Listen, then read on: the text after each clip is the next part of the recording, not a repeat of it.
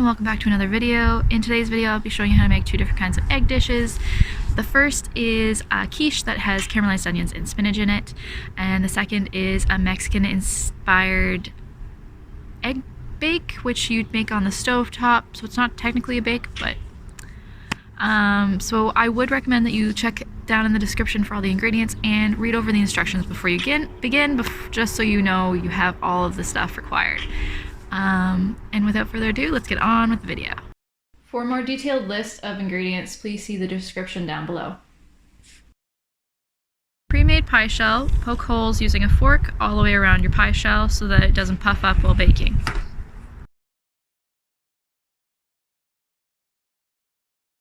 Your empty pie shell at 450 degrees Fahrenheit or 205 degrees Celsius for 7 to 8 minutes, or follow the package directions for how to do a pre-baked pie shell.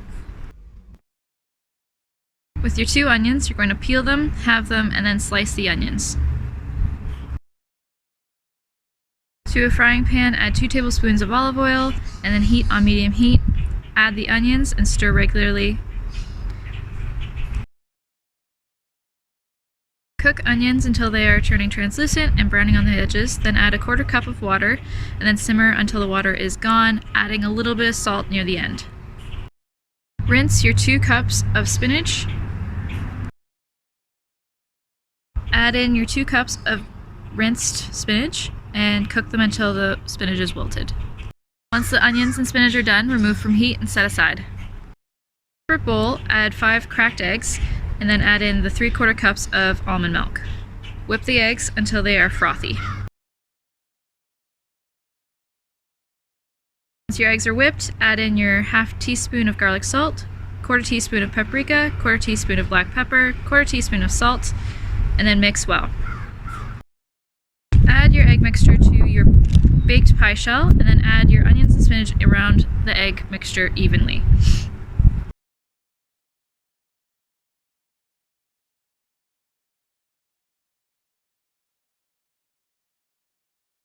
Before baking, place a sheet pan underneath your pie shell and then place in oven, reducing the heat of your oven to 350 Fahrenheit or 175 Celsius, and then bake it for 40 minutes.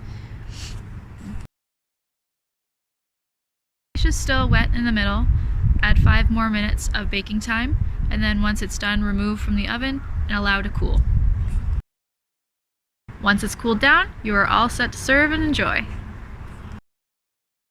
The next part of this video is Mexican inspired egg bake, and it's that way.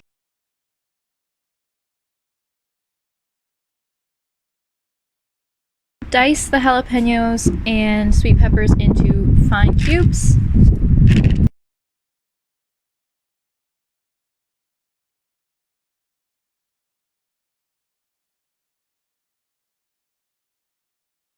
Shell and finely dice the onions. Make sure you're using a large pot. Don't use the frying pan that you see here, as I had to transfer later in the video. To the large pot, heat your olive oil on medium heat and then add your chopped vegetables. Once your vegetables are simmered and soft, you can add 1 1/4 cups of dry basmati white rice into the pot, 1 can of diced tomatoes, 1 can of strained and rinsed black beans, and then 1 cup of corn.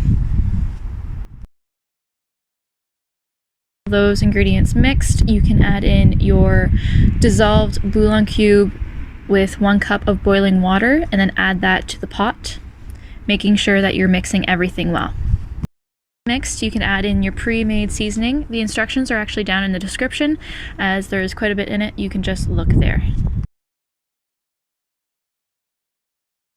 Add the lid to the pot and reduce the heat to low. You're going to stir this every 5 minutes and then place the lid back on for a total of 20 minutes.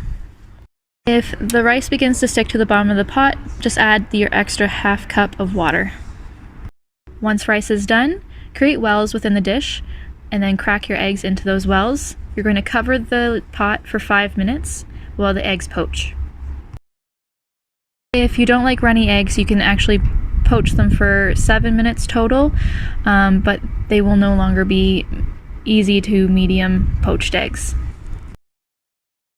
This meal serves up to 4 people. I hope you enjoy.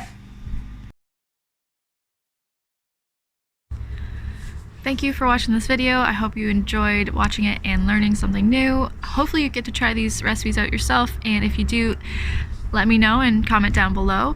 I'd love to know if they worked out for you, if there's anything that you'd like me to change, or if there's something that didn't quite go right for you. I would love to help. But I hope you enjoyed this. If you have any comments or you would like to see me make something in the future, just leave it in the comments down below. Otherwise, just give this video a thumbs up so that I know that you liked it. And if you did, I will continue to make more videos. But yeah, hopefully I'll see you again soon. Bye. For more recipes like these ones, you can actually follow me on my Instagram handle, which is actually just right there.